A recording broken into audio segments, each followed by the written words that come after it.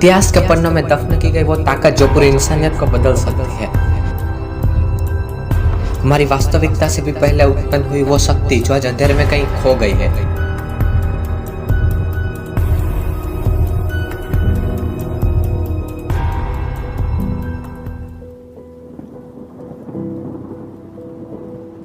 बिना किसी से बात किए उसको अपने मन की बात बता देना, किसी के साथ अपने दिमाग को इस तरीके से छोड़ना जिससे दोनों के विचार एक दूसरे को दिखाई दे। यह ताकत प्राचीन भारतीय संस्कृति का सबसे बड़ा हिस्सा था। चाहे हम ग्रीक माइथोलॉजी से लेकर इंडियन माइथोलॉजी को देखें तो इन सब में ऐसी शक्ति का जिक्र मिलता है जिसमें लोग अपने विचारों की ऊर्जा से ही बात किया करते थे। आखिर ऐसी अद्भुत शक्ति का पतन कैसे हुआ? क्यों आज सिर्फ मुट्ठी भर लोग ही इसे जानते हैं? क्या विज्ञान के पास इसका कोई प्रमाण है? इस ताकत को विज्ञान की भाषा में टेलीपैथी कहा जाता है। जो चीज विज्ञान पूरी तरह से नजरअंदाज नहीं कर सकता या फिर पूरी तरीके से नहीं अपना सकता उसे सूडो साइंस कहा जाता है। टेलीपैथी भी सूडो साइंस का एक दिलचस्प हिस्सा है। कहीं मनोवैज्ञानिक इसे सही बताते हैं और कहीं मनोवैज्ञानिक इसे नकारते हैं। इस वीडियो में हम इसकी पूरी गहराई तक पहुंचेंगे कि क्या टेलीपैथी वाकई में खोया हुआ सच है या फिर सिर्फ एक मनगढ़ंत कहानी है। टेलीपैथी आखिर में है क्या वो सिर्फ एक दूसरे के विचार पढ़ने तक सीमित है? इसका जवाब हमें योगिक कल्चर में मिलता है, जिसके अनुसार टेलीपैथी की काफी अलग अलग डायमेंशंस है। न कि सिर्फ विचारों को समझना बल्कि दूसरे किसी व्यक्ति को महसूस करना, उसकी फीलिंग्स भावना को महसूस करना, उसके विचारों को महसूस करना।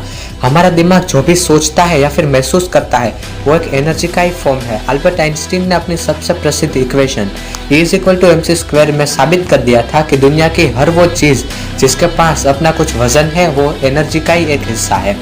तो हमारे विचार भी एक एनर्जी का ही हिस्सा है। अगर आज हम एक मोबाइल से दूसरे मोबाइल में सिग्नल ट्रांसफर कर सकते हैं तो फिर क्यों एक दिमाग से दूसरे दिमाग में सिग्नल ट्रांसफर नहीं कर सकते? डॉक्टर जेम्स वर्डन जो कि एक पैरासाइकोलॉजिस्ट है, उन्होंने कहा था कि आज टेलीपैथी पर यकीन ना करना एक ऐसी बात है जैसे कि 1800 की साल में टेलीफोन पर यकीन ना करना। रोंडा बर्ने जिन्होंने द सीक्रेट किताब लिखी, उन्होंने कहा था कि अक्सर हम उन चीजों को नहीं अपनाते हैं जिसे हम समझ नहीं पाते हैं। टेलीपैथी एक हकीकत है लेकिन हमने समय के साथ उसे भुला दिया है। Hey, before moving forward, like the video and subscribe to our channel for the amazing facts and the psychology of the human brain. What science has to tell about telepathy?